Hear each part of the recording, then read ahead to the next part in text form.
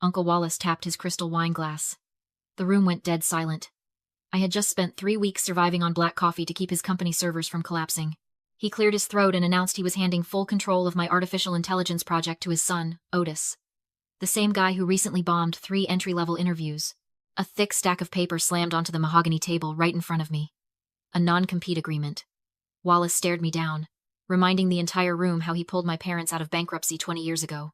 My mother's trembling hand grabbed my sleeve. She leaned in, begging me in a frantic whisper to just apologize and keep the peace. I set my silver fork down. I locked eyes with him and took a slow, deep breath. I kept my hands perfectly steady in my lap. Under the heavy linen tablecloth, my thumb found the screen of my phone. The device unlocked in the dark. 3 taps. That was all it took to enter the cloud infrastructure portal. I navigated to the master control list and located the global administrator accounts for Otis and Wallace. Swipe left.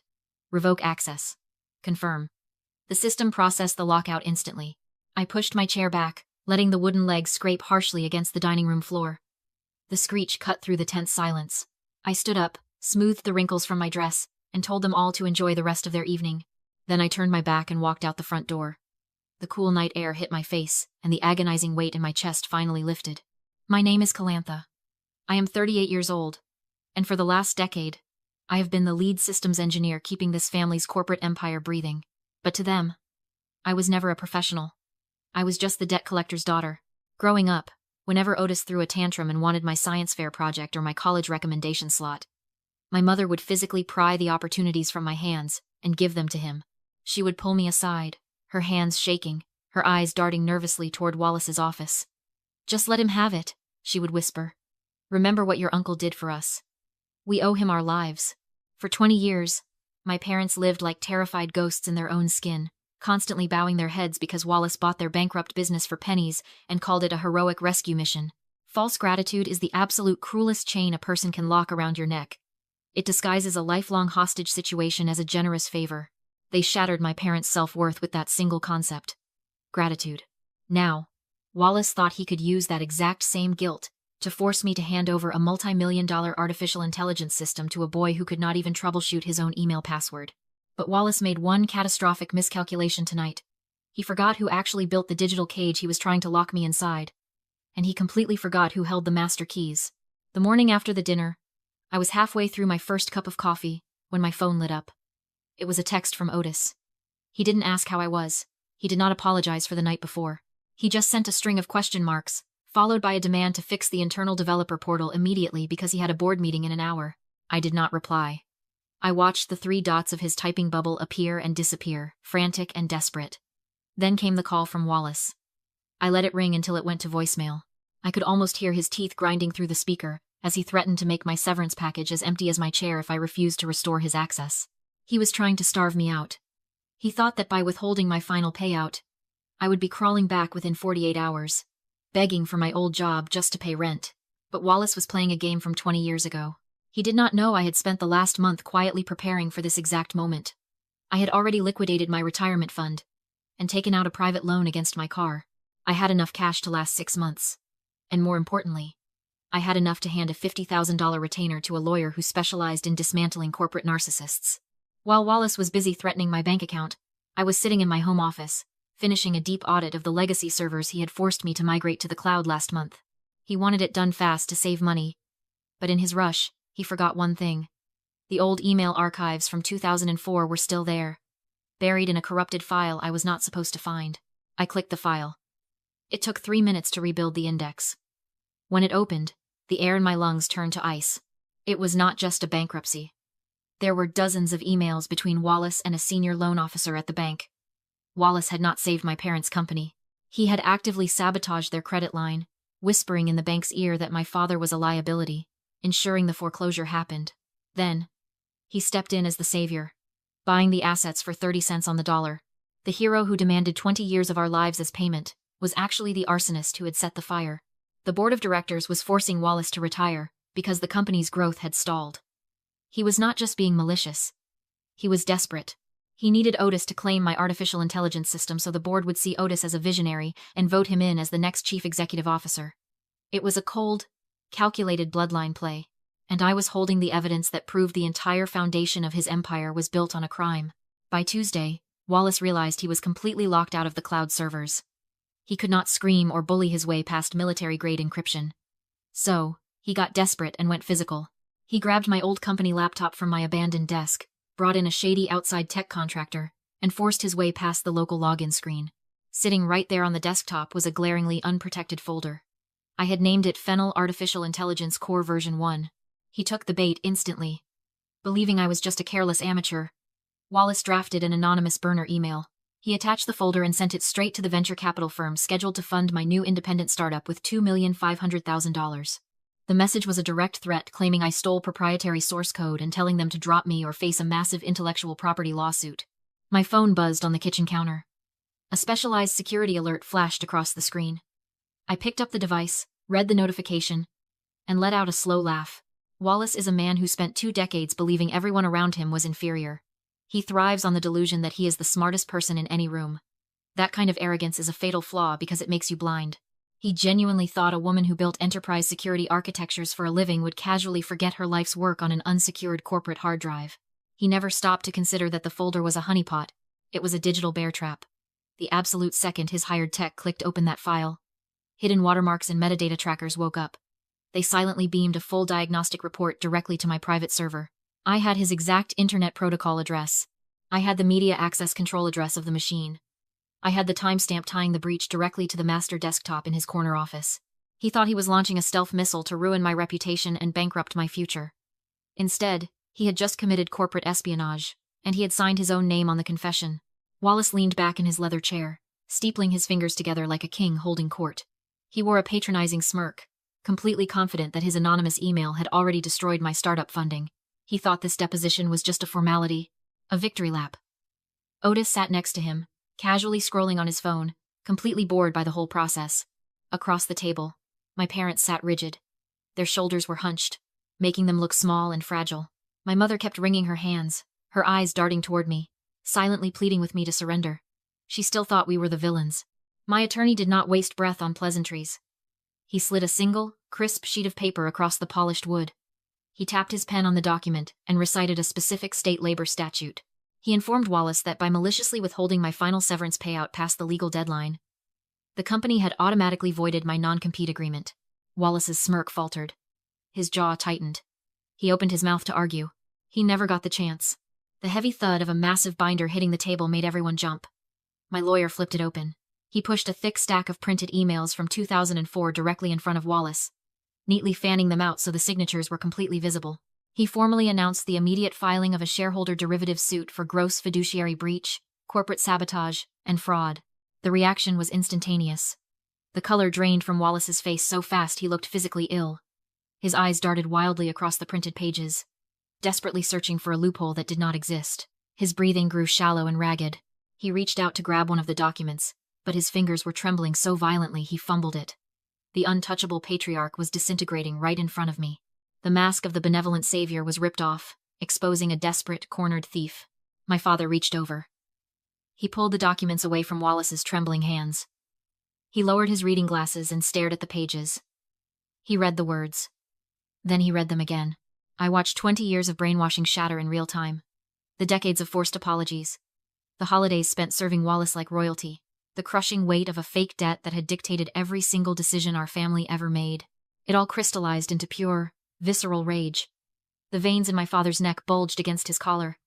His hands clamped into fists. My father stood up. His chair crashed backward onto the carpet. He grabbed the heavy glass water pitcher from the center of the table and hurled it violently past Wallace's head.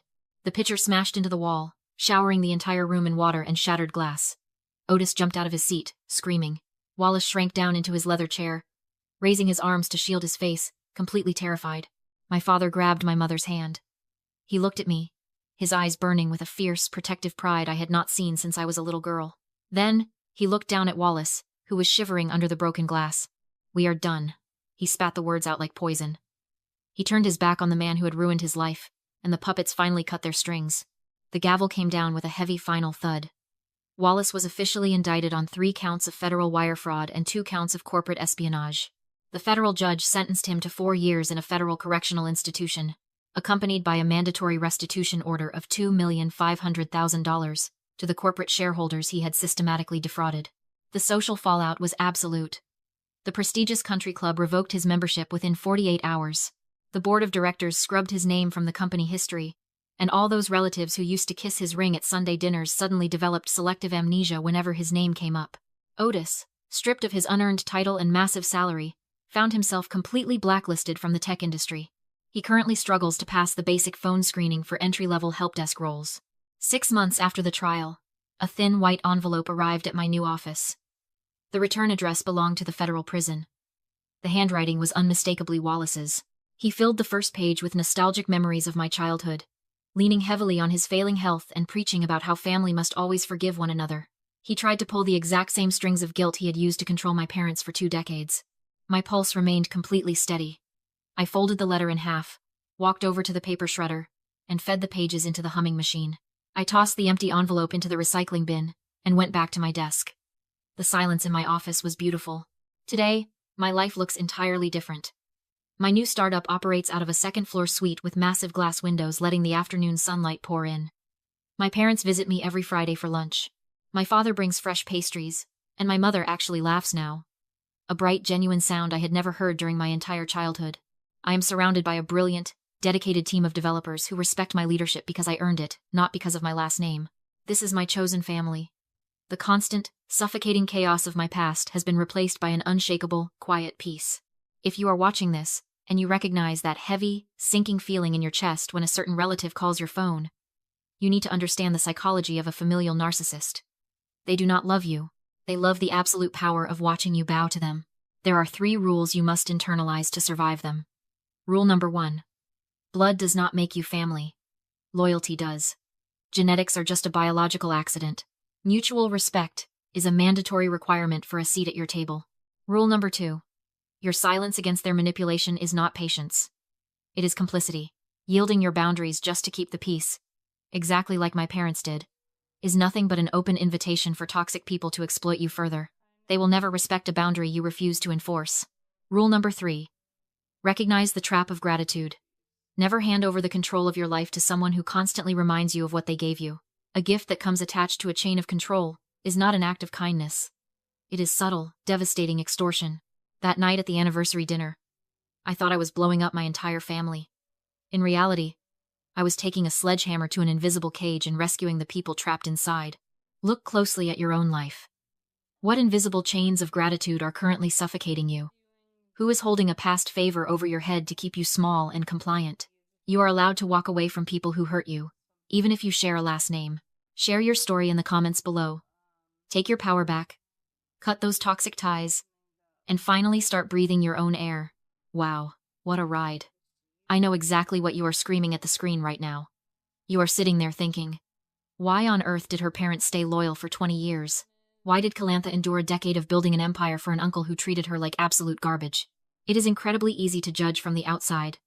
But let me introduce you to something psychologists call the slot machine effect, or intermittent reinforcement. Toxic manipulators like Wallace do not just torture you 100% of the time. If they did, you would walk away immediately. Instead, they drop tiny, unpredictable crumbs of hope. A rare compliment here. A fake favor there. A constant reminder that they saved you when you were down. You keep pulling the lever, hoping for the jackpot of genuine family love and validation, but you only ever get pennies. Calantha and her parents were not weak or stupid.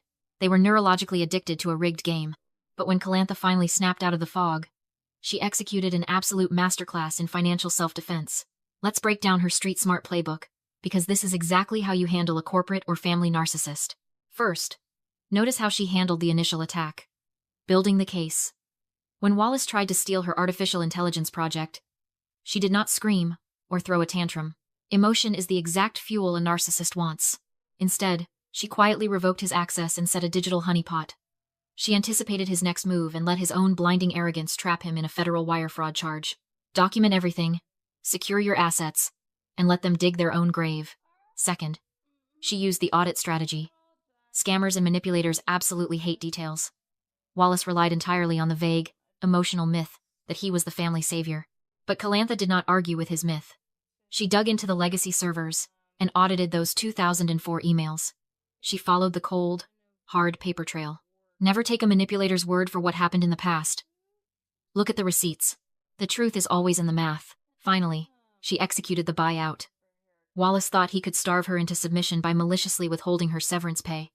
He tried to cut off her oxygen, but Calantha had already liquidated her retirement funds and taken a loan to hire a shark of a corporate lawyer. She understood a critical life lesson. Sometimes you have to spend your own money to finance your own liberation. She did not wait to be rescued. She invested heavily in her ultimate freedom. Here is the verdict.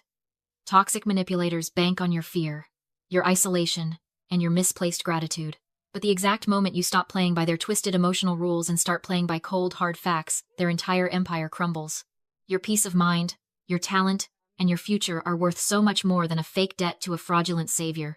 If you have ever had to cut ties with a toxic family member, a manipulative boss, or someone who used guilt to keep you trapped, I want to hear your survival story in the comments below. Hit that subscribe button for more deep dives into the psychology of survival. And remember, never let anyone guilt trip you out of your own greatness.